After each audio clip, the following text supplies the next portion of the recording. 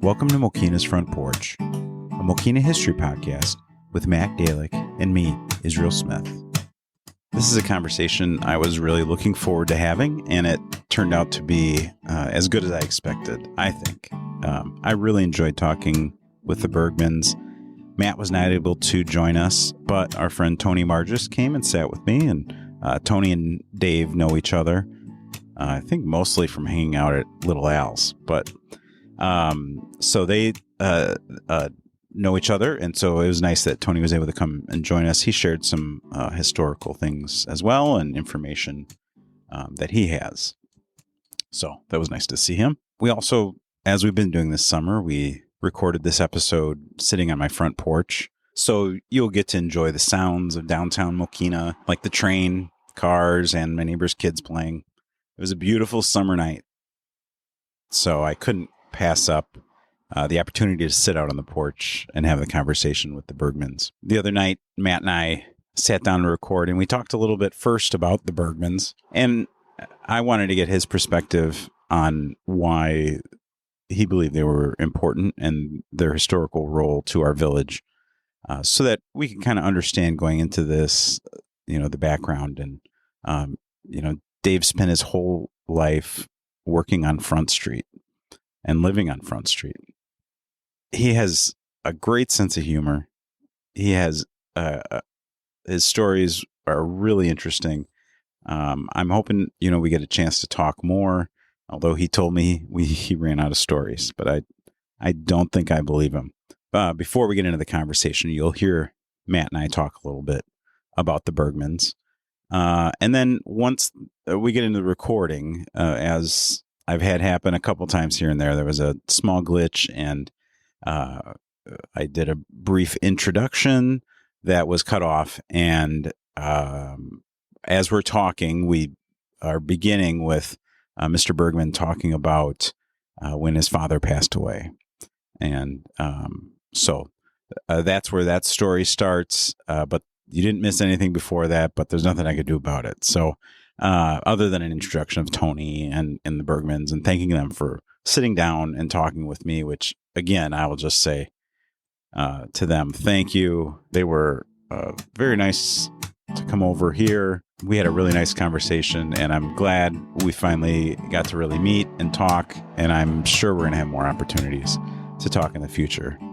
So thanks for listening, and I hope you enjoy my conversation with the Bergmans. Matt, on this episode, we're going to talk to Dave and Charlene Bergman. Yeah. And you weren't able to join us for this conversation, but it's a really good conversation. They're super interesting people. Yeah, they definitely are. Great senses of humor. Oh, yeah, absolutely. And here we have a lot of laughs, a good time. So tell us, what you know about the Bergmans and why they're important to Mokena. Yeah, so it's a very important family to the history of this town for a lot of reasons. They've lived here for many, many, many years. Not many people can say that they've been around in Mokena quite as long as the Bergmans have.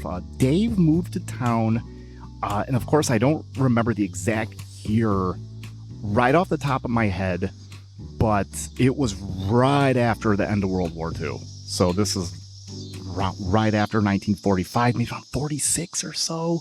I'm sure he says exactly when, but it was right in that immediate post-war era when everybody was coming back to town that had been off fighting, and the town started to experience a lot of growth that it hadn't had in quite a long time. And Dave continues, I won't say where he lives, and I'm sure has some privacy, but he has been living in the same house on Front Street that he always has since he first moved here as a pretty small kid. He was, once again, I'm sure he says in the interview how old he is, but I won't release it. I know exactly how old he is, but he was, let's see, he had to be less than 10 when he moved here. And Charlene, his wife, has also, Mrs. Bergman, has roots planted in the community that go way, way far back. Her ancestors were the Hohenstein family, who came to Mokena, or not let's say Frankfort Township. They came to Frankfort Township as the area where they settled and farmed. Nowadays would be considered Mokena, but at that time it wasn't. It was too far outside town. The old farmstead having been located on 191st Street. And that was right after the Civil War. We're at about on 191st Street. Let's see. So the Hohenstein farm that Simon Hohenstein Sr. farmed, and which later passed into the hands of his son, Christian, that stood, let's see, on the north side of the road, a little bit a little bit east of, I guess that's 88th Avenue. If you were to go just a little bit further east from there, let's see, on the other side of the road, there is I guess it's like a storage facility. Kind of directly across from there is where, on the north side of the road, is where the Hohenstein farm was. And in fact, pretty recently, up to about maybe 7 or 8 years ago, there was still one of the silos still standing. Oh, wow. Yeah. Got some pictures of that, luckily, before it came down. And that would have been, that definitely would have been out in the country from downtown Mokena. Oh, absolutely. Yeah, it was would have been considered pretty far outside town. But yeah, that was in the hands of the Hohenstein family for many, many years, decades and decades. And that's Charlene Bergman's family. So yeah, wow. She can call herself a real Mokenian, that's for sure. And for sure, you talk, and we hear Dave, was part of the fire department for a long time. And, another person, a business person in town that was part of, the civic side and the helping the community, whether it be, with the police officers or that. They're all community members. These Front Street business owners were. Yeah. And that's something that, the Bergmans carried through all those years. Oh, sure they did. Yeah, their business, Dave's Auto, right on Front Street, which for those of us who don't remember the business, that was in the same old building where Tribe's Brewery was all the way up until recently. Yeah, that was a real landmark in Mokena. They set up shop there in the 1970s and were in business all the way up until... Trying to place a year, must have been around, and they probably, once again, I'm sure they say in the interview, I'm just kind of guessing, around 2015 or so. Mm-hmm. But yeah, that was a long established business in town. And Dave, before he branched off on his own with his own business, worked for the Cooper and Hastert Ford agency, which we have talked about in the podcast. And he talks a lot about that and his experience and how much that shaped and helped him with his business.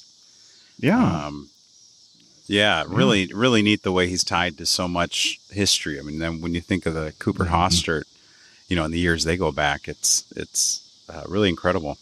It is, yeah. And then today still have his daughter has the U-Haul and the Star Spangled Sails, which he talks a lot about how he got into doing that and sourcing American-made flags. Good, yeah. So it was a really well-rounded conversation. I always appreciate to get your input as well and kind of share with us why it's important that we're talking to these guys and get their stories and hear their history as well. So. Thanks for your input, Matt, and I hope you enjoy the conversation as well. I know I will. Always love hearing both of them talk whenever I can.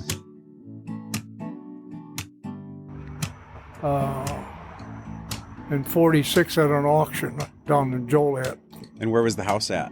It's the one I live in on Front Street. On Front Street. Wow. Okay. Yeah. And in 1947, he died. He was there the one winter. And then came summer, and it was like August. We were down at the tavern on the corner of Mokena, or Wolf and LaPorte. And they played baseball there in the evening. And I was there, and I think the ball game was over with around 10 o'clock. And I walked home, and there was all kinds of people there. My dad had had a heart attack. And how old are you when that happened? 10. 10 years old.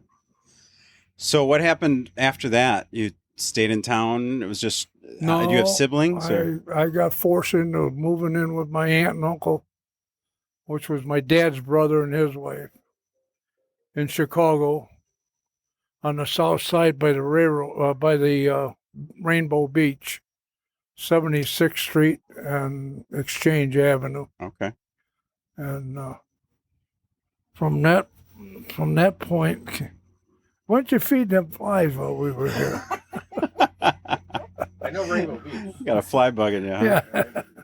Yeah, and I stayed there for 3 years maybe. Then I came back out here and I rented a room from Bessie Newton at right behind the village hall. Okay. On the corner there. Earl Baker lives in it now. And $1 a day for the room. And she did your clothes for $1 extra. And did you have a job then that paid? Yeah, I worked for the Ford people. One day I was messing around and he said, "What are you doing today?" I said, "I'm going to go swimming." We had a pond down there behind the park, still there. And we called it Sapex. Whether that was a guy's name or not, I have no idea. But it was an 18-foot spring-fed pool or pond. And we went down there and swim every day or every couple of days. Come up through the woods. And there was a guy by the name of Dick McGovney. Sure, that's a well-known town name here. And he lived he had a house, and they moved a jail from Mokena down there. Now, I had never seen that jail up here in town, but they say they moved it down there. And he slept in that jailhouse. And we used to come up through there, a bunch of kids, and we stopped and get a drink out of the well. And somebody opened the well up, and there was rats floating in the top of the water. Oh, and my I said, gosh. "I don't think we'll drink this anymore." But nobody got sick. So Wow. So Harold told you to come to work. yeah, I was out there, and I was going to go swimming. He said, "No, you go home and change clothes. I'm going to give you a job." Well, I didn't know if I wanted to work or not, but he insisted that I do that. So I went down. I came up there, and I stayed with him for 23 years. wow. And he became more like a father to me than I can remember my dad being. And that was at the Ford Ford Agency. Agency. Correct. Okay. It was called Cooper and Hostred Ford Agency, and they sold Ford tractors and equipment, and they sold cars. And And what did you start doing there when you first started working at the dealership? he said, he handed me this bunch of stuff, and he said, "You go over there by the grinding wheel and you clean it off. You'll get all that carbon off of them. These are valves that come out of an engine." And I want all that off of there. And I had them shining when I got done. I maybe took a little longer, but I had them shining. So you were with them for quite a few years. 23. So what kind of jobs did you do while you were with them? Oh, I did mechanical. First off, I worked a rack for a while. And then on Saturdays, we used to have a guy come from the railroad. He was a foreman for the Gandy dancers, or the track repairs. His name was Bill Viscori. Gandy dancers? Well, Is we that what you call them Gandy dancers, yeah. Okay. They were Mexicans that worked on the railroad. Okay. And Bill used to come over there in the evening. He'd work, mess around. He wasn't married, didn't have nothing to do. He lived on that lot that I have there where the U-Hauls are. There was a small cottage on that place. And he had a well. But he had an old wood stove for heat and a bed. And he finally got a girlfriend from Frankfort, and they used to go out every night and have supper or whatever. And he finally married her. But he was a good guy, good friend. he died of cancer. But and then I got into giving them. People would say, "How much is my car worth if I wanted to buy that?" And I'd say something, just a price. I give you $700 for your car. And he come out there and he says, "You're doing pretty good." He said, "I'd like to have to sell a few." He said, so I started selling cars, but I stayed in the mechanical work too. I did. Did both. he have other salesmen as well? No, him. He was the main salesman. Yeah, even his partner didn't sell cars. But Barney Hustard didn't sell cars. No, I can't remember if he might have sold one or two, but What would he do mostly? he just come around and raised a lot of hell. No, he was a good guy. He was a good boss. He chased parts. Okay. And he'd tell me, "You go with me today for a little bit. We're going to Kankakee to get some tractor parts." Okay. You drive. No, I don't even think I had a driver's license yet. And he said, "You drive." And I'm driving along, and we get down about Andrews. He says, "Don't this car go any faster?" I don't know. I give it the gas. We got up to about 90 miles an hour, and he says, "You're doing pretty good. Just keep going." But we used to call him Barney Oldfield. But he did that. And, there was a lot of fun there. A lot of fun guys. Had a guy there by the name of Fred Clark. He cleaned cars, but he worked for Railway Express. And he was on a train, and he would haul these money bags and mail and stuff. And at that time, when a train went through, they had a holder that was a post, and they would put a gunny sack or a canvas bag hanging between the two posts. And the train would come on, and they never stopped. They just grab it and snatch it. And he'd slide the door open and pick it up. And so that was something that went on in your day. You remember that as well? Oh, wow. Yeah. He told me one time, he said, "Dave, if you want, I'll give you this bag of coins that I will have in my car, in a railroad car." He said, "If you can carry the block, I'll give it to you." It was full of change. How far'd you get? I never took it. Out. Wow, that's really interesting. We've done an episode of the podcast on the Ford agency. Matt and I did, and one of the things that it talked about is that it really was, for a lot of years, kind of a town center. People would gather there and socialize. And what do you remember about that? Like what? We had a couple of seats out front, and if there was no work, we'd all sit out front. Had two gas pumps, standard oil pumps with the crown on the top. Would you pump gas as well for people? Oh, yeah.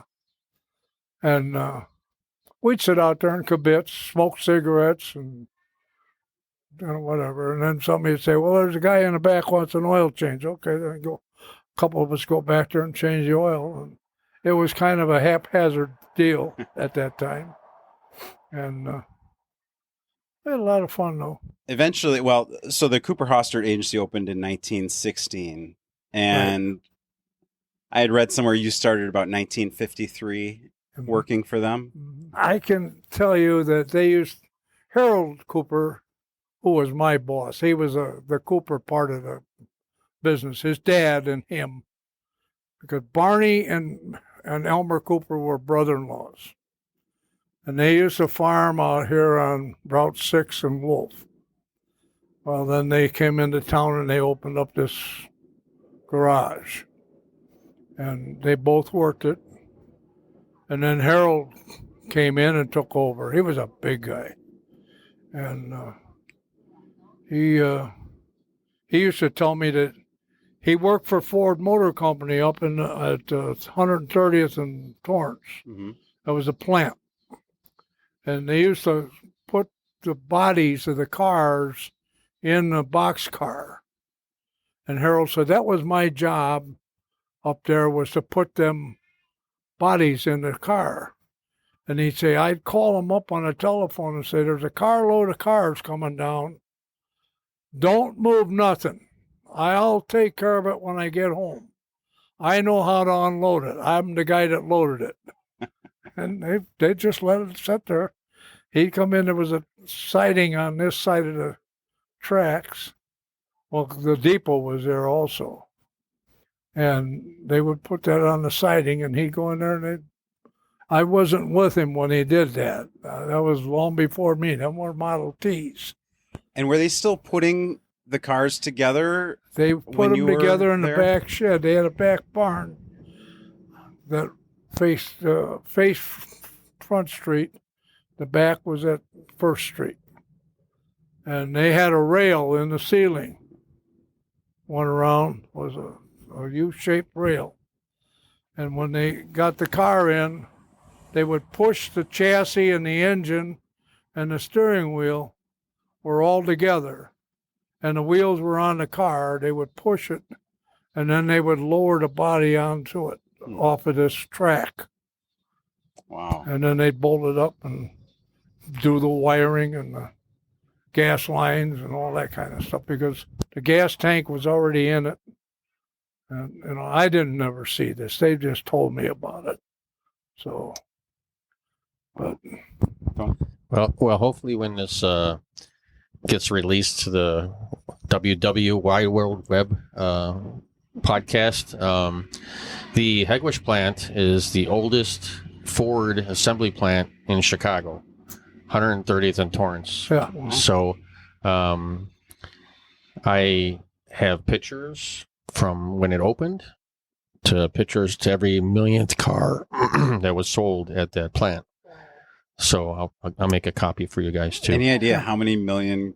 They marked I every think million. they made about 7 million. I don't know the exact number, but I do recollect every time I would do the research and look it up, it would be X million cars, and there's pictures where they're standing on holding, like Model Ts and all that.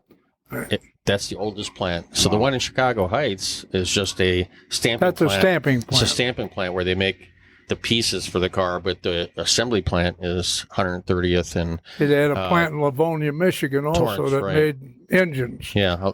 So the one in 130th and Torrance, a lot of people connect it with Heggwish. So Heggwish is a little community of Chicago, but it's actually in South Deering. But it's never been associated with South Deering per the conversation of the neighborhood. So. But yeah, I'll get you some pictures of that. Probably sometime in the early 70s. I remember a guy telling me he was a friend of mine. He worked for Ford at the assembly plant. His father was my field rep for Ford Motor Company. His name was Cladis. Danny Cladis was my field rep. George Cladis worked in the factory. And he had brothers and sisters all over the place. Everybody got a job. But I was going to tell you that I don't remember right offhand now, but I'll get back to me. I'll get back to you about it. As the Ford Cooper Hostert agency closed and was sold after you opened Dave's Auto in 1975. But they had been there. He sold out to Ralph Show over in Frankfort. It was a Cooper Show agency. And did that stayed here on Front Street for that time, or did they move? He kept the one in Frankfort Show. Okay. And his name was not SHOW, it was SJO.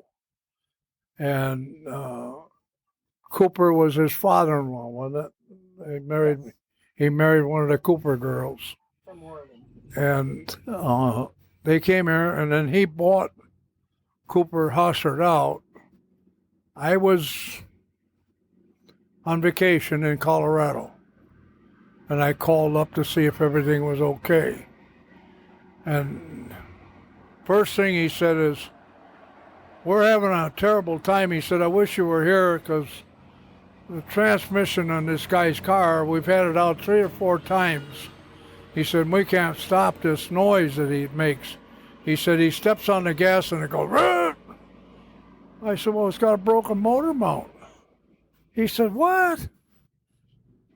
Next day I called him again. He says, you're the smartest kid I ever met. He said, that was what was the matter with that car. They had the transmission out 4 different times and took it apart. Did he pay you while you're on vacation for that, that advice? I got paid anyway. But, the next time after Show bought the place, I stayed with him for a short time. And I didn't like the way he ran the business. He was kind of loose. And we took a vacation. Charlene and I went to Florida with our kids. And I come home in about a week, and they handed me a check. I thought, well, I'm out here. I said, what's this for? Well, he said, anybody that come in and ask for you, if we sell them a car, you get half the commission. I said, if I'd known that, I'd stayed in Florida. So was there ever any thought or opportunity for you to, buy the dealership or become a part of it? Or there was a deal, or there was talk, not a deal, that Harold and I would be partners, and I would buy out the Hustards. And the problem was Harold was going to come up with the money, and I would sign on with him, But the Hustards thought it was worth more than what he was offering. So this Chuck Hustard, which was the oldest boy from the Hustard family, he said, Dave, come on down to my house for supper tonight. And I said to Harold, Chuck Hustard just invited me to supper. He said, you go. But he said, I'm going to tell you something. When you go, if he says anything about that deal that we're trying to cook, he says, you just tell him if he don't like the price, we'll sell our half to him for the same price. He shut up from there on. He never. Huh. He worked for United Airlines. He was the head of the mechanics in the United Airlines, is Chuck Hustard. Oh, wow. He was a smart guy and a nice guy. But his mother and his brother Art, which worked for the company, and him were buying out his mother. And it just didn't work. Art was his brother. He had been there for a long time as a mechanic. And Chuck come in and he was going to start everything all over new. I did pick up a few tips from him. And I think somebody else probably did. But they faded away. They just decided that they didn't want to own it. He didn't want to buy this guy out, and the other one didn't want to have the money to buy out. So that just kind of went away, went back to the mother. And I stayed there for a while, but they sold out the show. And I didn't last maybe a year, huh? And Charlene took care of their books, and she was a cashier and whatever, but he would come in and open the cash register and take whatever he wanted. Nobody made any arrangements of what he took. So then in 1975, you decided to open up your own place. I went down the street. And Walt Yonker owned the building that I had. It was used as a road. Frankfort Township had the road equipment in there for a time. Walt had a couple of Caterpillars and a trailer and a dump truck, and he used to haul coal for the grade school because they had a coal burning furnace in the basement. Mm-hmm. He'd have a big truck load of coal for him, and he didn't want to really use it for much. He had people in the neighborhood used to bring their cars in and park them overnight, He give them a key and they walk in and get their car out. But fine, that didn't work out too well. Well, after I got a little upset with Ralph Scholl, my brother was in a concrete business. And he said, I got to have my truck fixed. Can you do that? And I said, I think so. I have to see if I can get that garage. So I went to Walt and I asked him if I could use the garage. I said, I'll pay you rent. It might take me a day or two. Yeah, he said, go ahead. So that's how I got started in there. And then he came we opened up and we're renting it from him. And then he came in one day and he says, I want to sell my place and I give you first refusal. You're here and I'd like to see you buy it. I said, okay, how much you want? And he told me, and okay, that's good for me. So, And you were already in business at that point. I was kind of already in and out, Okay. Harold and the banker, Les Brownlee, Johnson, they kept telling me, you don't want to leave. You don't want to leave. And I said, I don't want to stay. So I said, I'm leaving. And then it was ironic. It was probably 6 months or so. Harold come down. He said, do you think I could put a desk in here and we could sell a few cars together? I said, sure. What the hell? So he did. Oh, wow. And then people come in. They all knew him anyway. He'd get to see all his old friends. And so did Dave's Auto kind of take over as the social pickup, the social hangout? Yeah. One of my favorite people that used to come in was Father Cecil Coop. Great guy. And he was a Catholic priest over here. And he come in there and talk and have fun with them. And he had us fix his buses, school buses. Well, we'd fix them late at night because we couldn't get them till 4 or 5 o'clock in the afternoon. So we'd work till 10 o'clock or so, And when we got done, Harold said, we're going over to the Oasis in Frankfort and have a little lunch. I said, okay. He said, we're going to stop, take the bus over to Father's, and then we'll go to the door and knock on the door and tell him if we're going over to eat. And if he wants to come, he can come with us. Well, he was in his pajamas. Yeah, I'll be right there. So, and they moved him out of here. And he went to Springfield, I think it was. And he was down there for quite a while. And he used to come up once in a while. Now, you have to understand, this guy was a priest at Mokena, and he was sworn to poverty. But he had a Galaxy 500 XLT, a dog, and a pack of cigars. And he'd pull in the garage and he'd be smoking a cigar and the dog laying in the back seat, and nobody ever said nothing. How was he a longtime priest here in town? Yeah. He was a good friend. I invited him to our wedding, and my father-in-law said, who in the hell invited a priest? I said, I did. He's a friend of mine. You got all kinds of people here. I only got a few that I know. Yeah, how many people complain about a priest coming to the wedding? Well, them Protestants are that way. Oh, that explains it. That's what we are. We're Protestant. Okay. But he was a best friend. He liked Charlene. We had an old upright piano. Well, tell them about that, Mom. I don't know. Well, one of our customers' parents had passed away, and she was left with the family possessions, which one of them was an upright piano, and she didn't know what to do with it. And she didn't know how to move it. And so a couple of the guys moved it. We didn't know where to go with it, so it had ended up out in the shop. Well, Father Coop would come into town. He loved to play the piano.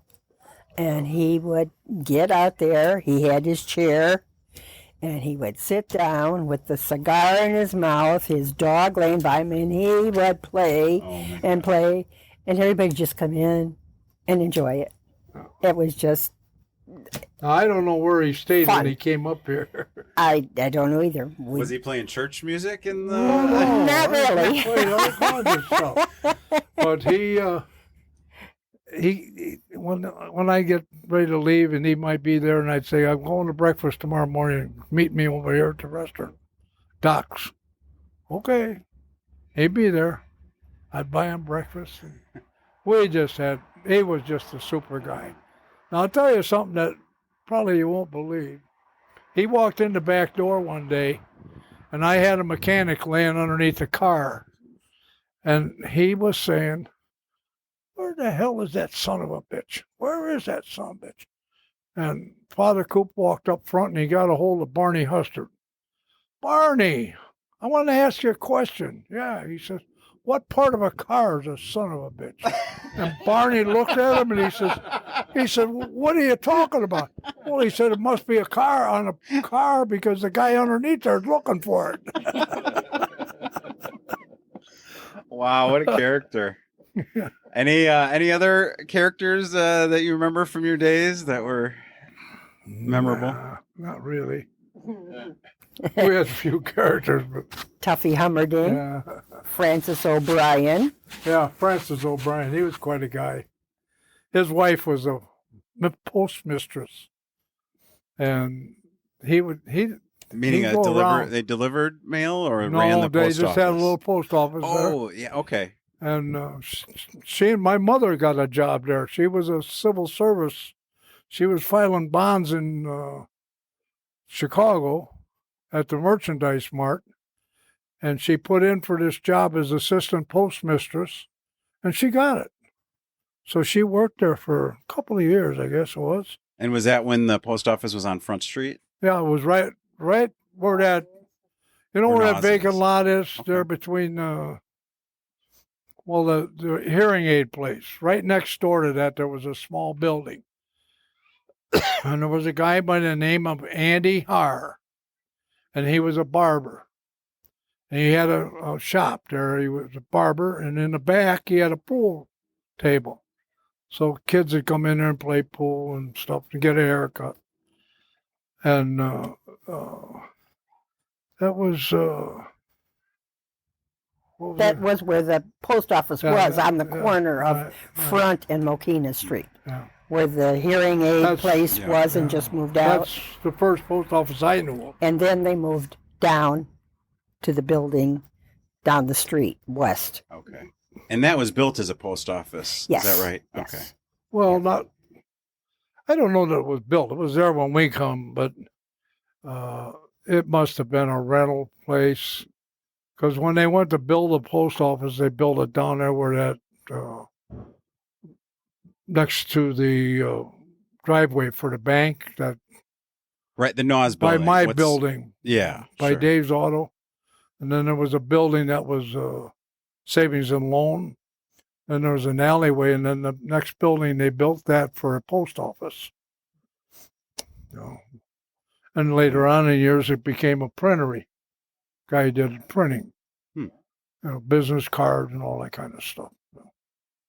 But Well, I know we've let Mr. Bergman speak a lot. Maybe Charlene, let's talk about you a little bit. When did you come to Mokena? I came in the day we got married in 1961. But I lived over in Tinley Park. Oh, okay. On 171st and 88th by Andrews High School. I was a farm girl. That was farm country then, huh? Everything over there was farm country. My grandparents had a farm on the south side, and we had a farm set of buildings on the north side of the corner of 171st and 88th. But my mother was born and raised here in Mokena. Really? She's from the Hohenstein family. Okay. They lived out on 191st Street. Remember that last little silo that sat out there on 191st before you got to the industrial I'm gonna park? get something out of my car. It sat on the north side. That was their farm area. Okay. And she was raised there with her 2 brothers and 2 sisters, and she lived here all of her life until she got married and married my dad, and then moved over to Tinley Park. Wow. And they stayed in Tinley Park All for all their lives. All their married life until 1962, the year after we got married. Then they decided to move to Indiana, Rushville, Indiana. Mom and Dad would go into town, and we had hogs on the farm. And Mom and Dad would go into town and come back home, and here there'd be kids in the haymow and in the pig barn, and that didn't set well with my dad. You don't do that. We knew well enough not to do it, and the town kids better learn how not to do it. So they decided to move and Thank you. move down there onto another farm and live their life down there then. Wow. So what was growing up there like? What was school like for you? We went to a 1-room country grade school at 175th and Route 45. Oh, wow. And there were 13 kids in school. How many grades? We had all 8 grades. They were available, but we didn't have kids in all 8 grades. As there happened to be when I was in 8th grade, 5 of us were in the 8th grade. So that only left 8 kids for the other grades. Some didn't have any, some only had 1, some had 2. But Wow. it was... So then what high school did you go to then? I started at Orland Park High School, and then my sophomore year, Carl Sandburg was built. Oh, wow. And we finished at Carl Sandburg. So that school over there is really old.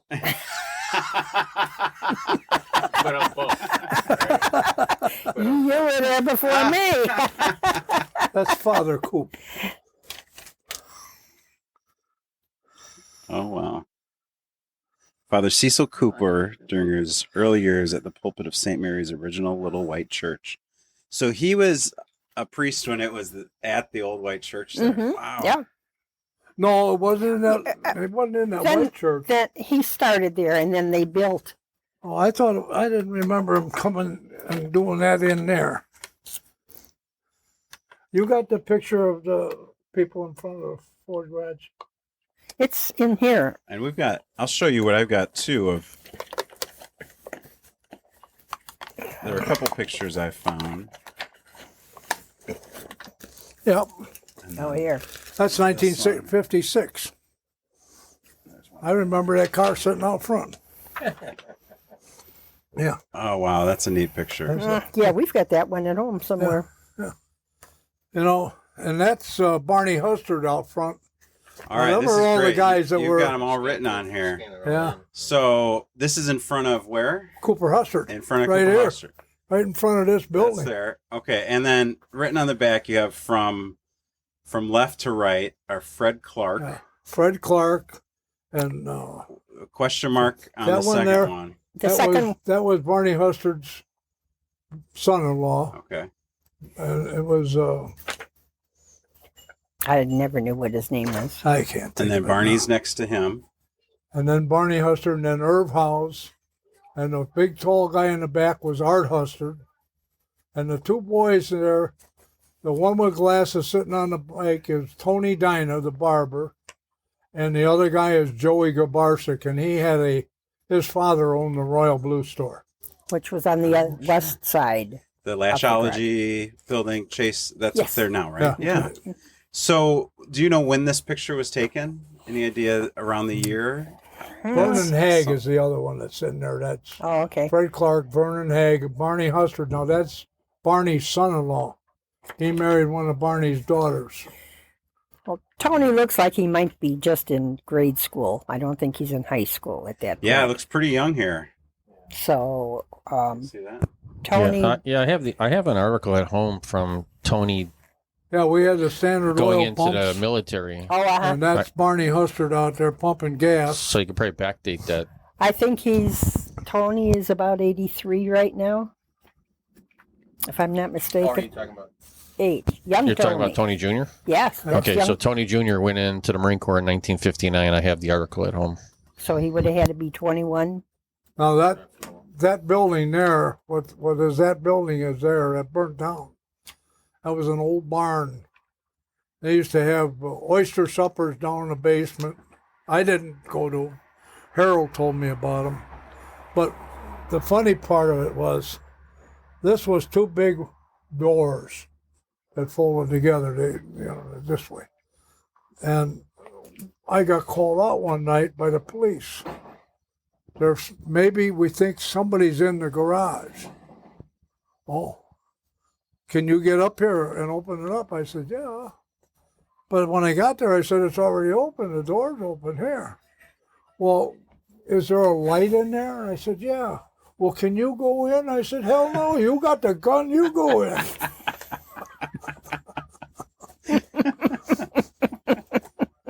This side door was against Tony Dina. There was a building there next to Tony Dina. A house. And that we used to go in, and that's where our rack was. We could drive in and go on a rack. In the wintertime, they had an old coal stove in the corner. And I called it Puff the Magic Dragon. That darn thing, every time we light a fire, the damn thing in the morning, you come in, the place was all smoke, ice cold. The ice was about 3 feet inside the door. And this guy wrote an article on this. He's still in the area.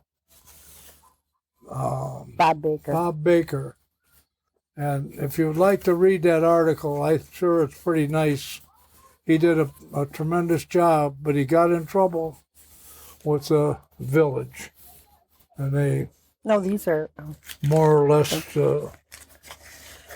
Sorry. blackballed him. Wow, this could be like a 14-hour interview. This is great. I know my voice is not in there. These have nothing to do with the Ford garage, but that's when I went into my own business. So this is from when you started the. The one down there in Dave's Bolton. Auto? Yeah. So it's talking about.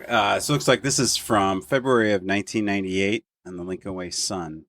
Yeah, it's not too antiquish, but I just thought, well, That's I'll take it very- along yeah. and see if you might be interested in looking at it. Doesn't mean nothing. What else have we got in there, Mom? Do you remember when they brought new cars into town? Oh yeah. When they brought in a new car, we would take and hide it in somebody's garage. And then we'd wait till a Friday night, Friday afternoon, and then that's when we start showing the car. And we only had a one-car showroom. And it had a little basement underneath the showroom. We were afraid it was going to collapse, But So fortunately, you'd put it in never- somebody's garage in their home, Yeah. and then you'd bring it out for the Right. unveiling. But it and would be all covered up with I never forget the time we got the Blankets. Pinto. And Louis Rauch owned the oil gas station over here, across the street from where I live on the south side of the track at Schoolhouse Road. That building was an oil company, Mokena oil. Phillips 66 products. Earlier in life, and I don't never remember, it wasn't there when I was there. That was the stockyards in Mokena. They used to pull the cattle in or the pigs in, and then they'd water them there. So are you Keep talking about moving where on. the apartment buildings are now? No, On the other side, south right side. behind you. The On the building's other side there of the yet. tracks. Wow. Yeah. Huh. That's wild. But then tell them about what Myrtle would do with all the donuts. She would go to Elmer. Elmer was a baker in Frankfort. And every time there was a car opening, he would deliver the most wonderful donuts, a variety of donuts. He'd just bring them in by the boxes. And everybody that came in got a donut, cup of coffee, whatever, for the grand opening. That was and everybody made sure they got their donut, and they were to die for. Wow. So tell me a little bit about how did you two end up meeting? At a Oh, friend's wedding. Oh, what? How you met? Oh, He probably doesn't remember I because think we've been, I was drunk. No, I we've been wasn't. tipping a few It happens. at a friend's wedding. So you met at a wedding, and then tell us how did Dave and Charlene come about? I asked her for a date. She said, yeah. So I got over there and I picked her up, and then a couple weeks later, some conversation we had, and I said something about, boy, you're lucky I showed up. She says, you're lucky you showed up because I had another guy coming. Wow. And how many years have you been married now? 63. Wow. 62. 62. 62. Got married in 61. So what was the wedding like? Were you married in Mokena, or you were? We got married in Tinley Park at her church. Methodist Church in Tinley Park. Okay. And everybody had their reception at Sanger Hall in Tinley Park. It burned down after It was July 1st. After your reception, it burnt down. Must have been quite the party. It was. It was. Everybody was there. I mean, We had a ball. the They church told was, me to go on home. I said, hell, I'm having too much fun. Well, that's good. That's good. Yeah. And then tell me about your family now. What kids you have? Grandkids? we have daughter Linda, who just lost her husband 2 years ago to cancer. She lives here in town. We have a daughter, Barbara, who runs the U-Haul. She's our second daughter. And then we have a third daughter, Margaret, and she lives in Manhattan. Barb has 4 daughters. Meg has 2 daughters. Linda And has none. Barb's second daughter has a daughter, which is a great-granddaughter. The next daughter has another daughter. So we have girls. Wouldn't you believe it, for a mechanic to have a room full of girls? What are you going to do? That's what everybody said. We just had our first great-grandson. Oh, So, congratulations. in January, so he's kind of the little prince right now. And I've gotten to know Linda a little bit through the Heartland Service Dogs she did, and Yeah, that's through the fun, Mokena yeah. Lions Club and that. And then, Right. actually, so we just celebrated 7 years in Mokena, and I always say, we walked into what's now Tribes and rented our U-Haul truck, and so it's neat to see that the story, not knowing then the long story that was behind that Barb building. started up there running U-Haul when we were up there. Yeah, but I started it. Dave and Linda started the U-Haul, and then Linda wanted to do other things, so she went off, and Barb came in and took over, and they run it as Star Spangled Sails. We sell flags. Yeah, and I read an article about that in 2000. You guys started the Star Spangled Sails business. Right. So can you tell us a little bit about that, like how that came about and what was involved with that business? You want to tell them What's that? about Star Spangled Sails and why you Oh. started it? That happened on 9/11. I said, we got to do something. So I said, let's go buy some flags if we can. And I took $100 or $200 and I went out trying to find flags. I bought them. I got them home. They were sold. I went out again. I took $500. Went out and I spent the $500. I was all over and sold them. So I was sitting in my office one day and I said, I think I'm just going to start a business called, but I got to get a name for it. And then I thought, well, Star Spangled Sail would be a good name. She said, well, if that's what you want. Well, U-Haul cannot be a business by itself. Right. It has to be mothered in under an existing business. Okay. And as long as we were there with Dave's Auto, it was under Dave's Auto. But when there was talk of us retiring, she decided to move on down where she's at now. So then she picked up the Star Spangled end of it, and that's the mother business, and U-Haul is the secondary business. I still own that lot. That's why it's gravel, because I don't fall under their blacktopping deal. And they love to get the hell out of there and make me blacktop it. But before I do that, I'll sell it. So the village, you're saying the village would like you to blacktop it? Well, Yes. they would force, if somebody bought that, they would force them to blacktop it if that's what they're going to use it for parking. But Not because you've it's, had it yeah, so but if you're long. going to build a building on it, they wouldn't make them do that. So No. it's grandfathered in your name, Right, right? right, And Barb can. right. But Use this if you're going to talk. So it's grandfathered in your name, and then Barb can't take Barb that rents it property. from me. She rents it from you. Okay. Right. I don't know how much. It must have been pretty cheap. And so I think we have, one of the flags of the telescoping flag poles Oh, here that probably. from the previous family that lived here, and We were at a show up at the McCormick place, and this guy was selling flag poles, and I said, "Is there a chance somebody become a dealer for you?" Yeah, you do whatever you want. You just can't come up here and sell. Well, that's fine. I got a little town I'm in. Yeah, he said, go ahead. So we've been buying since the 9/11. Yeah. wow. Right after that, we started doing business with him.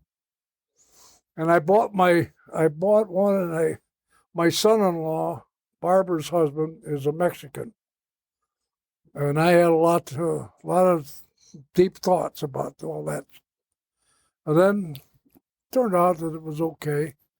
And he went and he got himself a citizenship. And I said, to celebrate what you got, I'm going to give you a flagpole and a flag. Well, he said, that'd be fine. So we put it in. He says, can I put a Mexican flag on there? I said, hell no. Barb was really nice when I bought my house in 2009 here in Mokena. I'm on Stonehenge Drive. Her husband and her came out and they installed my flagpole. Right. And to this day, I still have my U.S. flag and my Marine Corps flag flying. Good. And she's very nice with everything she does at the shop. It's just not U-Hauls. Yeah. A lot of people don't understand the local businesses in town. Right. It's more than just the business. Well, that's what it used to be, and that's what we would like to think it should still be, but Mokena is growing and growing away from that family business here. And, I used to stay at home when the kids were little, and I needed a pot roast. So I called Roy Richardson, Mokena Meat Market. Can you get a pot roast? He knew what I wanted. He'd have it ready. I'd send the kids up with the money. They'd get it. He'd package it, and they'd bring it on home again. Same thing up at the Royal Blue. I need a couple loaves of bread, or I need a gallon of milk. Send the kids up, and, and it worked that way, but it doesn't. That was in a building that It's is now a gone. dentist. That was a meat market when it first built it. So I found an article, and based on what you said, Mrs. Bergman, I thought it was interesting.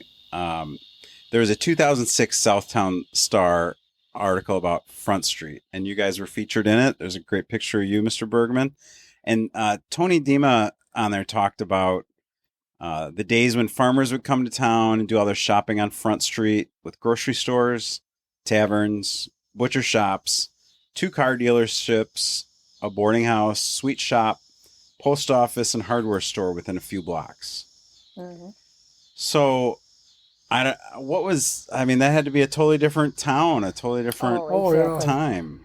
At the corner of Division, that on this side of that, in other words, facing Front Street on the west side of Division, that's where that hardware store Dunham's was, hardware store. called Dunham's. Oh, there. And he used to go in there. He had all kinds of stuff. I don't think he knew what the heck he had.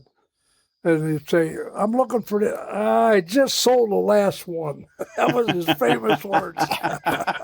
It'll be in tomorrow or the next week, all the time. Just sold the last one. Mr. Dunham was quite a character. So how much do you think that not having that changed kind of the sense of community?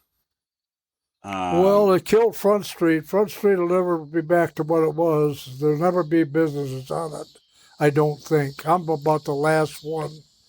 I don't know what the guy that bought the old Clover Farm store. That's next door to my building on the east side. Yeah. He's in there rehabbing it. I think he's making apartments for people to live in and catch a train right across the street, don't have any motor vehicle or anything like that unless they want one. But yeah, and his plan is to put a restaurant in the bottom as well. But we had a nice restaurant in there. Mm-hmm. What was it called? Sure. Paulie's. Huh? Paulie's. Yeah, Paulie's. I think that was the last thing that was in there, right? I think so. Yeah, but before that it was a Clover Farm store, grocery store. That's like Royal Blue. He was Clover Farm. That was owned by the Teskys. Wanamakers. And Wanamaker first, and then the Teskys bought it, or that because they were relatives of the Wanamakers. Was it an IGA or was it a regular just mom and pop? Mom and Pop. Mom and pop. Okay. They lived upstairs, and same thing with the Royal Blue. They lived upstairs, and But see, Clover Farm was a name. It was like Whole Milk or whoever, Cheerios. That was a name. Same like Royal Blue was a name. That was a franchise, as far as I know. Okay. You must have had to pay for that name. I don't know. I don't know that for a fact, but Royal Blue was all over the place at one time. So, why do you think that downtown changed? Why do you think businesses went away? And well, I think any ideas? A lot of it was because of they wanted to. They tried to streetscape it, and it didn't work out. They changed the parking. We used to have parking on both sides of the street. Now they got it on one side, and it's angle parking. And it really hurt the town because if you have a couple like us now in our 60s or 80s, I stumble a lot. And if I have to walk across the street, there's no handicapped accessibility. You have to go to the opening at the parking lot and cross where by the old pharmacy, you could go in where the alley is. Yeah, it used to be or by in front of our place, you could come up. Right. But you had to cross at the street where there was already a cut-in, either a driveway or something, so you could get up on the sidewalk on this side.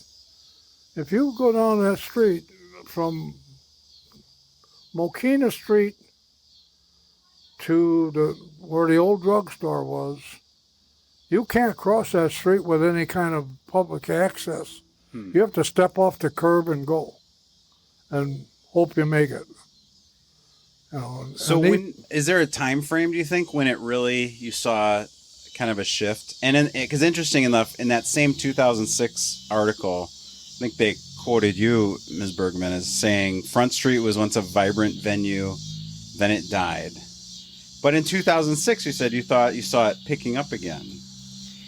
Was that it died pretty completely when they did the street. They did the street from Wolf Road all the way to Schoolhouse. And they had it torn up. You couldn't come in at all through the front door.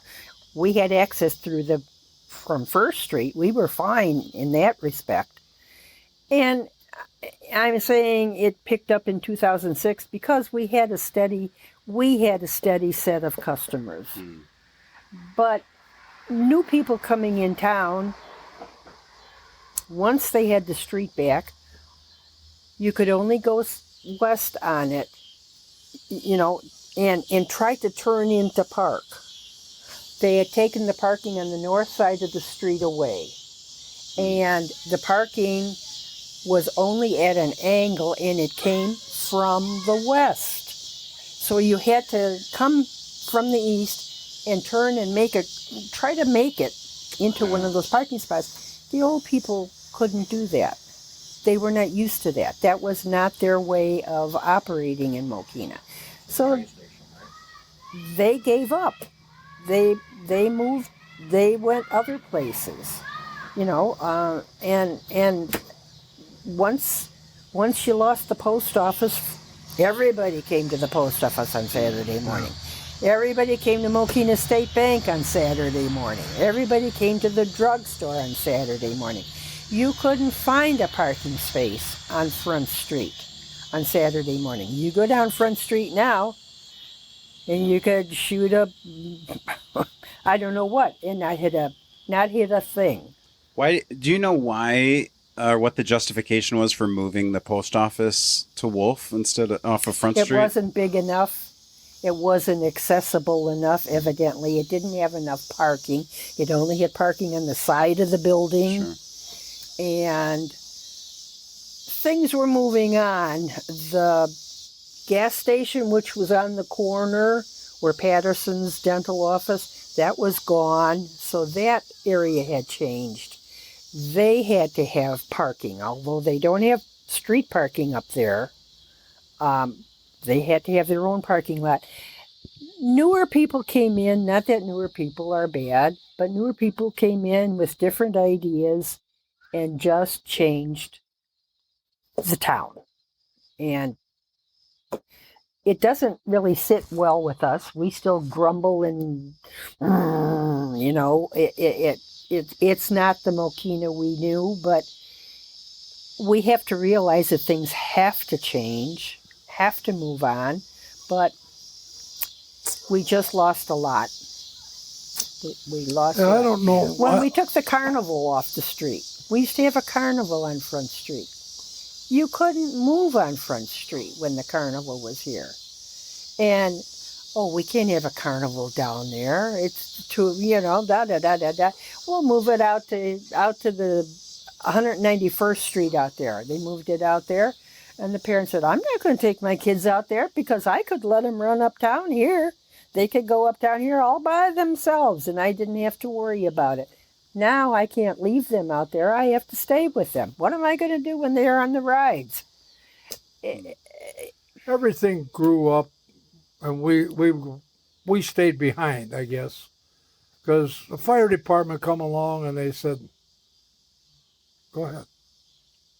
Fire department came along and they said, you can't put the Ferris wheel in front of this house, in front of the Royal Blue store, because we can't access it if it started on fire.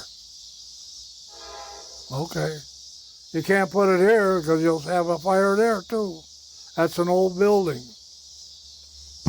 Did you guys ever have block parties where they would just close the street down and you street dances? We had street dance? You could just come out and sit out and block the whole street. And Right. We had a rock and roll band on one end sitting on a semi-trailer thing, and on the other end was a country and western.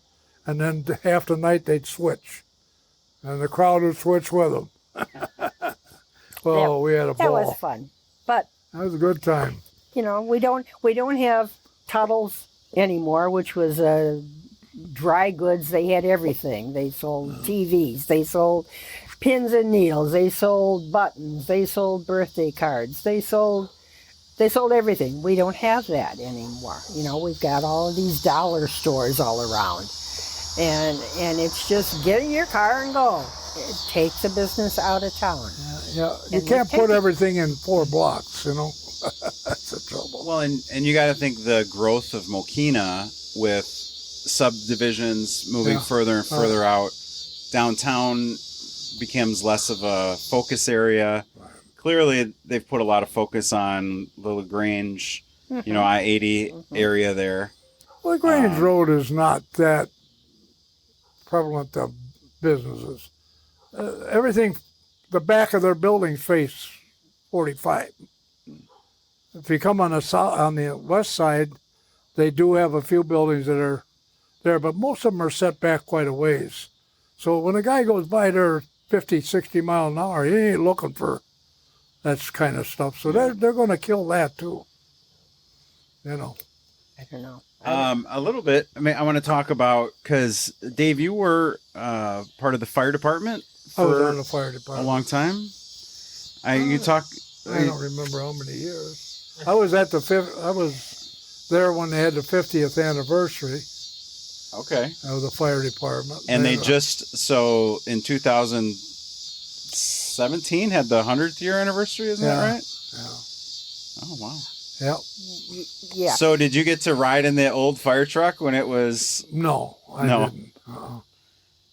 That was No, after you. I did not. I got to fix the 46 Ford truck. It was a 1.5 ton F500 or F600, and I worked on that once in a while, but I never worked on the Model A.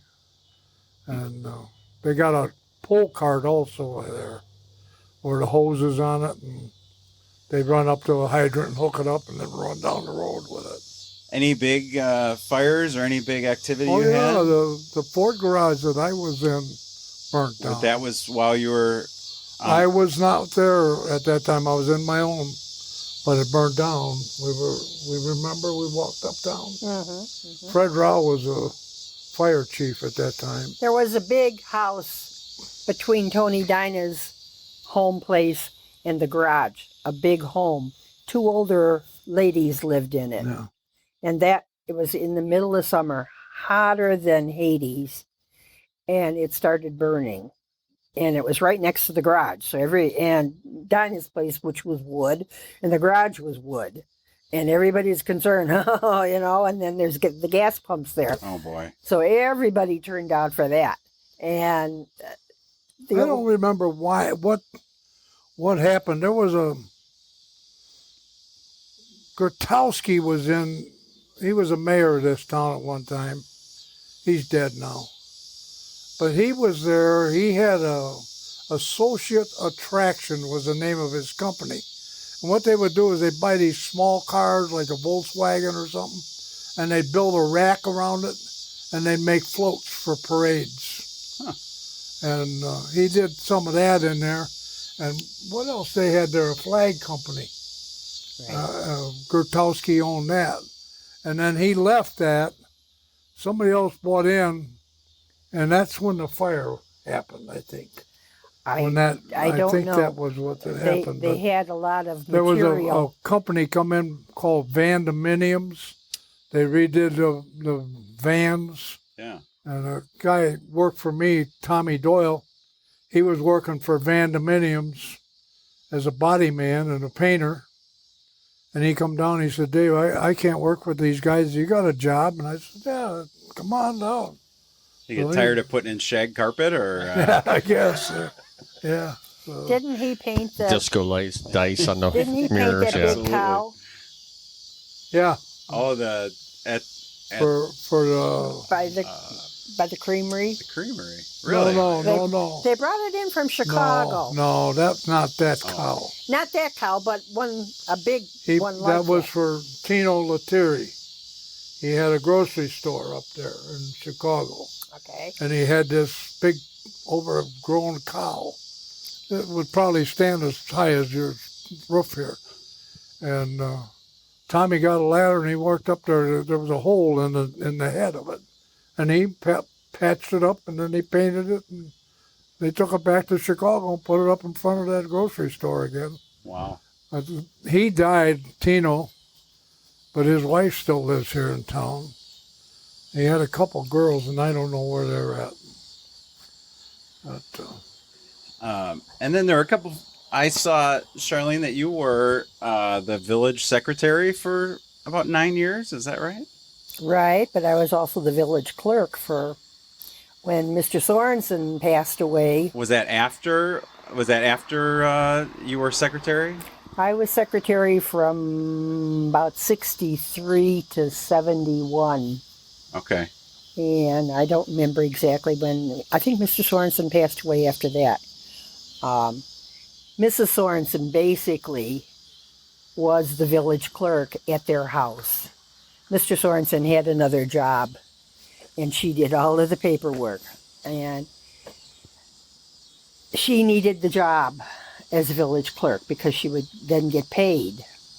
And they had to appoint a village clerk until they could have an election for her to run to be the village clerk.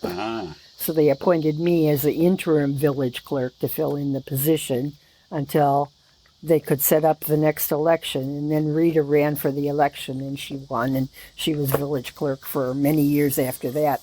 Village clerk, the actual clerk. Wow. But she ran it from her home for many years. You were also the secretary.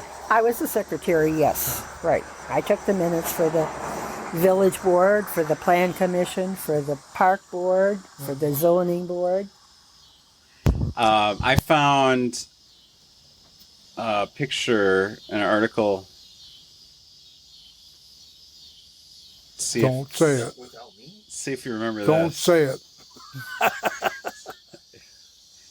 While he's looking for the picture, where was the village hall at? Was it in the same spot It or was on Front Street. on Front That Street? little building A on little- Front Street. It's a little concrete building, brick building there. As a test for Mr. Bergman. You tell Yeah, who that That's young my lady wife. is? Yeah, there she is. And Now, you'd have went to a dance with her, wouldn't you? Oh, absolutely. So this is from Thursday, January 26, 1961. And it says, Mr. and Mrs. Alvin C. Sipple, Sr. of 71st Street and 88th Avenue in Tinley Park, announced the engagement of their daughter, Charlene, to David Bergman, son of the late Mr. and Mrs. Joseph Bergman of Mokena. A fall wedding is planned by the couple. And Mrs. Sipple is employed as a secretary at the Continental Casualty Company of Chicago, and Mr. Bergman is employed at Cooper Hostrick Garage in Mokena. Right. Long time ago. So you happy with your decision? Well, we're still sticking around. Kind of late now. That's right. You don't change horses in the middle of the stream. That's true. I found another one I thought was pretty neat. Dave, of you Oh, yeah. here with the, I think it was the, Yeah, that's Out let's of say church. the a steak fry in the Mokena Community Yonker? Park was enjoyed by the New Lenox Methodist Men's Club. Yeah, and it looks like you're here with Dave Bergman, Mike Herman, and John Peterson. I remember Mike Herman. Oh yeah, I remember him, but I can't tell you what he was. John Peterson, Oh, that guy. Yeah. I think we have one of those at home somewhere. I brought something else. You got it there underneath that book, Mom. Oh. Now, I got this given to me by Mrs. Rauch, who was her husband owned the Mokena Oil Company. And he Phillips was also a Phillips policeman. 66 product. Okay. They're down here on the other side of the tracks at Schoolhouse Road. Now, she claims that this was one of the Can first. you hold on 1 second? Don't open that yet, okay? I gotta get my camera.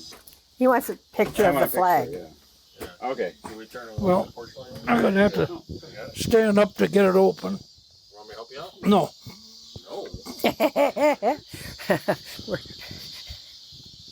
Now, I was told through her that this was the original flag of Mokena, but I don't have any proof of that. Turn it upside down here. I think, Yeah, we're upside down. yeah. There you go. There you go. I have no proof that that happened. Wow. Now, I also seen a picture close to that the Civic Association had, but I don't know what year they had that, and I don't know what year this came in. And how did you come about this? Mrs. Rauch, Ah. they moved from Mokena, they moved down to Louisiana, and she come up to visit, Look that up. and her daughters stopped by for, How old is this flag right now? I have no idea. I don't know that there's any marking. Star Spangled Banner. But I can't prove what I'm telling you. Well, they always said I can only go by hearsay. we always had the Indian head. Now, So Neil Tuttle originated the Indian head in the later days of Mokena. They used it as a symbol of Mokena. He made that up at Lincoln Way High School. But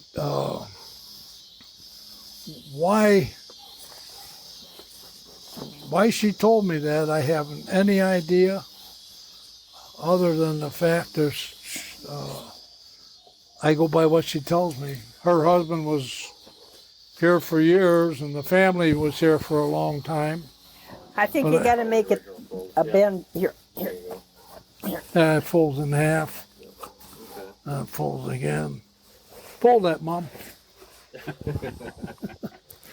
Tell them about the time that you had with Harold Fitch when he was the chief. I had a couple of doings with the police chief, Fitch. One of them This could be edited out. was but go ahead. he was down here on Wolf Road, this side of Route 30. As you come off of Wolf Road, or off of 30, you come down a hill and then you go up. And it was a winter day, and it was nasty, and it was cold. And this woman says, I went off in a ditch right by Route 30. She says, can you get your truck out there? I'm worried somebody's going to hit it. Well, I was busy as heck. And I said, you're just going to have to wait. I can't do everything. So she really was getting upset. And I said, okay, let's go. I put her in the truck, and away we went. We got out there, and there's the flashing lights, and there's a squad car right in the middle of the road. I get out, and I said, what's going on? I said, this lady owns this car, I guess, and I'm here to get it out of here. He said, oh, yeah, that'd be a good idea. I said, well, you're going to have to move your squad car because it's in the way. Oh, well, yeah, you'll have to wait a few minutes. Well, here come a kid off of 30. He got on Wolf Road, and he was doing like 45 miles an hour. He seen that squad car, and he hit the brakes, and he slid and slid and slid. He couldn't stop that car, and he rammed that squad car right in the back. He run the trunk all the way up to the driver's seat. Oh, no. And Fitch is in the middle of the road. He's jumping up and down. Stop! Stop! Stop! I said, I told you to move the car. What the hell's the matter with you? How do you like that? Was he happy you told him that? Oh, yeah. Then You had to know him. then one day, I fixed their car. I put one of the squads come in. I put new brakes in it. Disc brakes was just coming into the thing. And he come back and he says, I just had brakes put in that one squad car. He said, it's making a noise. And I said, well, bring it in. Well, I don't know what's the matter. I'll pull the wheel and see. The shoe was wore off. And I said, I don't, he wore the brakes out. It's only been a month or so. Oh, he said, you just used a bad part. I said, okay, I put new brakes in it. I happened to go down the road here on Front Street, and I seen this guy. He's driving, and the brake light's on all the way down the street. So I went and I got Fitch. I said, you come with me. I want to show you something. What you going to show me? I got behind this car. I said, watch. He never takes his foot off the brake. That's why he ain't got no brakes on that car. Right. I said, they can't handle that. You can't be driving and your foot on This the was brake. a police officer. Sure, yeah. I can't tell you. Oh, please. No. Yeah, come on. Tell him about the other one that lost his Yeah, gun. gun. Oh, no. What is this? Where's this stuff going? Just on the internet. No, we're done. We're done. Oh, no. After hours at The Mokena interview's front over. porch. He's walking away. We're done.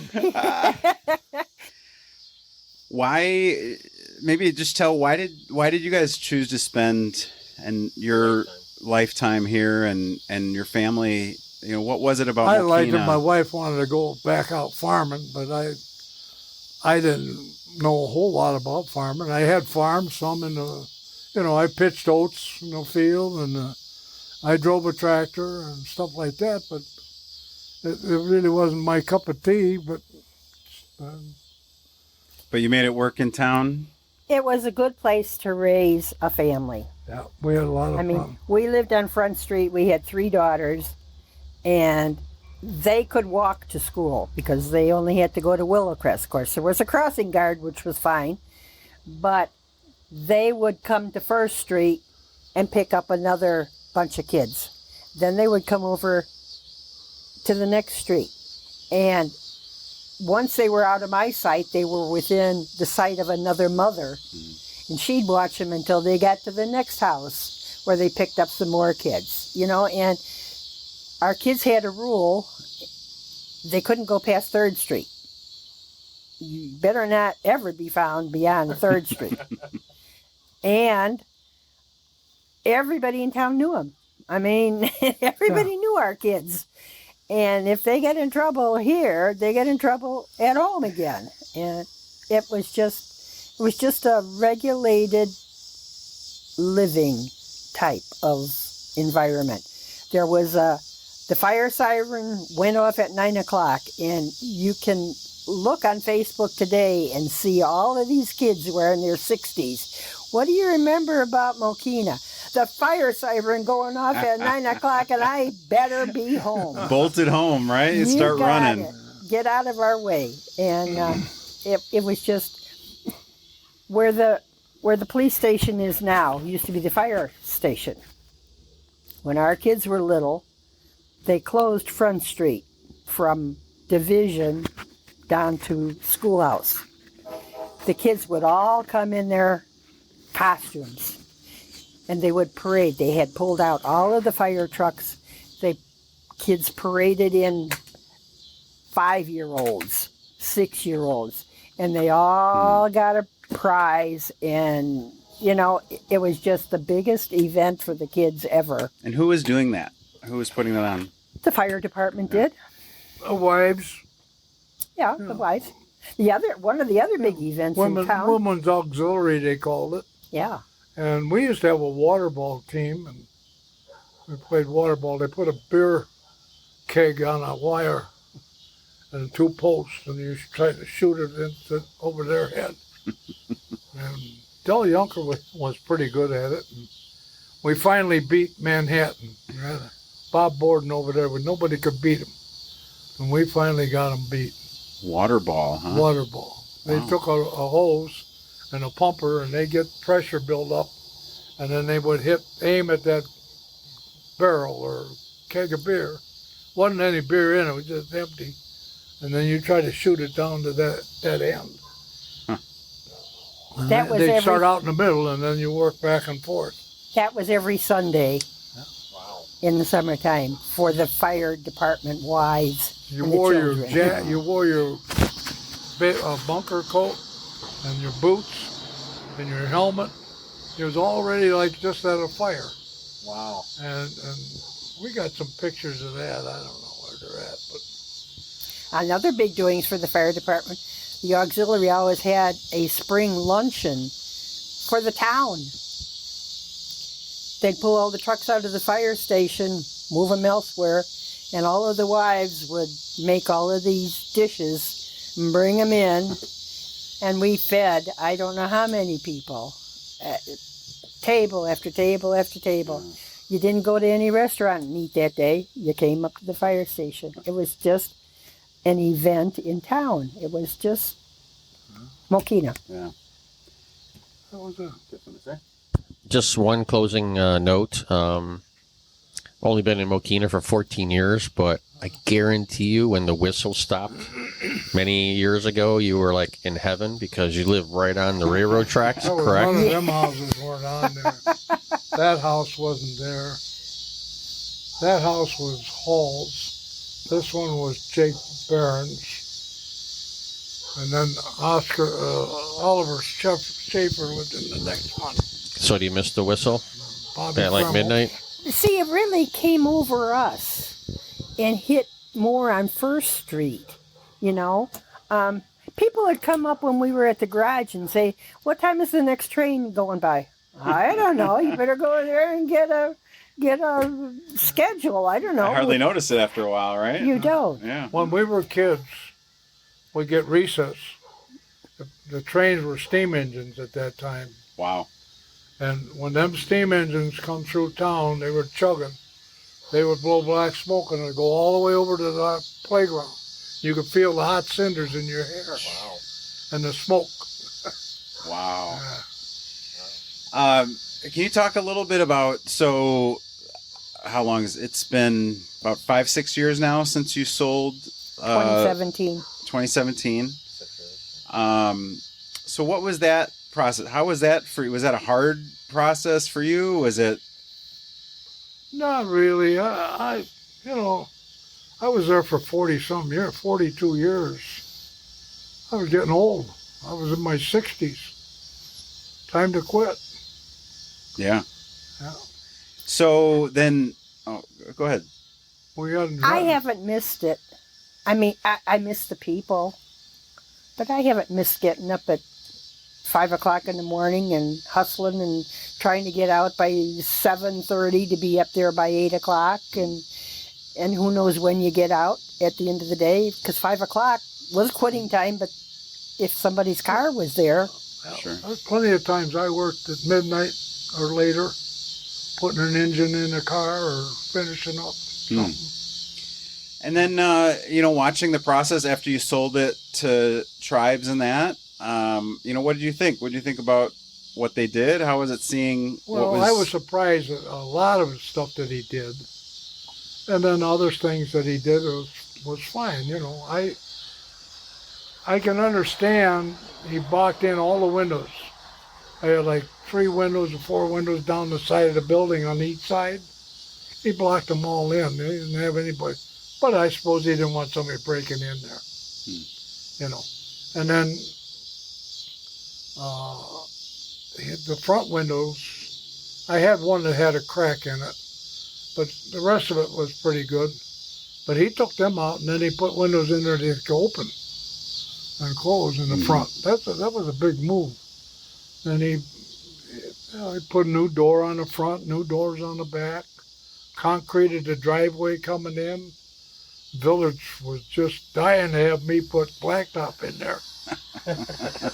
Wait. I never did.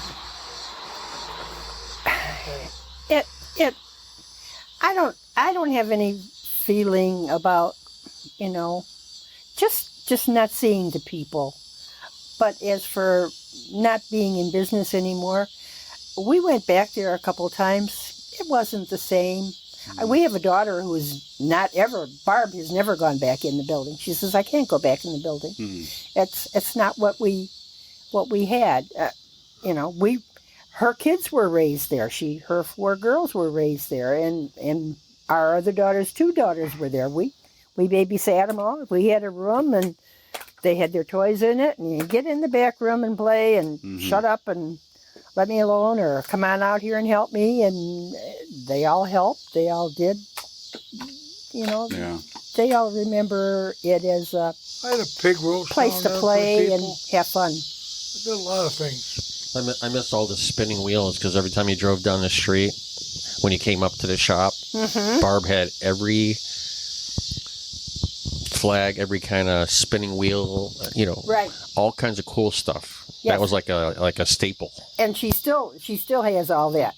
But, and there were days we had a slow day here and a slow day there. And the guys were standing around and the girls came out.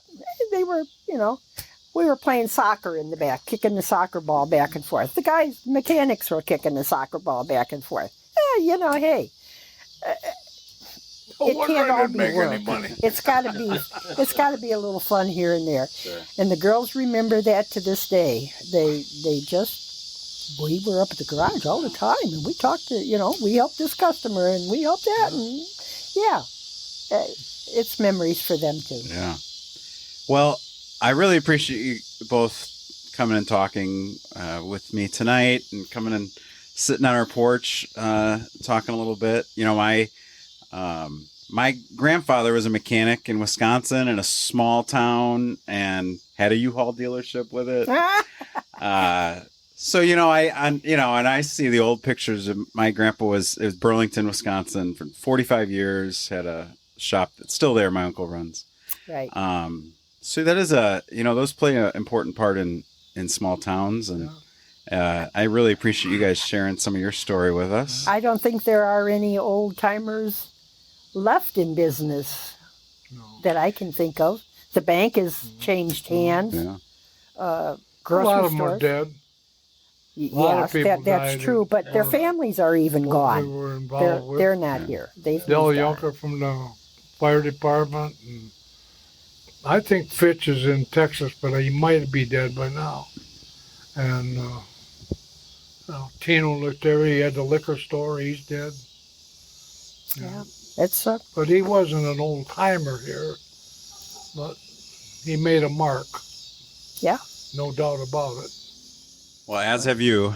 And I'm glad we get to share a little bit of that story with our podcast. And we'd love to be able to sit down again sometime, talk to you guys. I'm out of stories.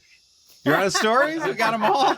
no. I highly doubt that. I highly doubt There's that. some older guys around yet that have stories.